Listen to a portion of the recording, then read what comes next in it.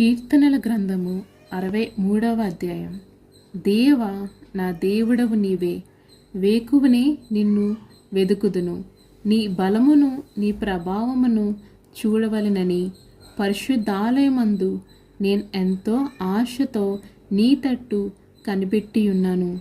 నీళ్లు లేకుండి ఉన్న దేశమందు నా ప్రాణము నీ కొరకు తృష్ణగొనియున్నది.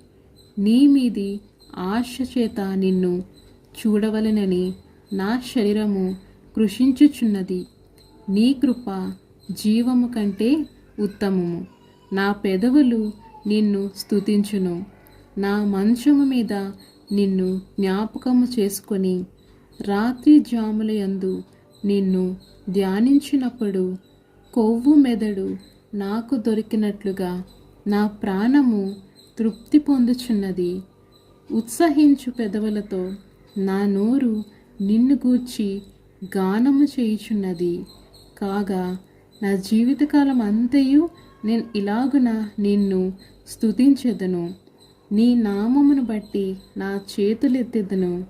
నీవు నాకు సహాయకుడివై యుంటివి. నీ రెక్కల చాటున శరణజొచ్చి ఉత్సాహధ్వని చేసెదను. నా ప్రాణము నిన్ను వెంబడించుచున్నది. నీ కుడిచేయ నన్ను ఆదుకొనుచున్నది. ఆమెన్.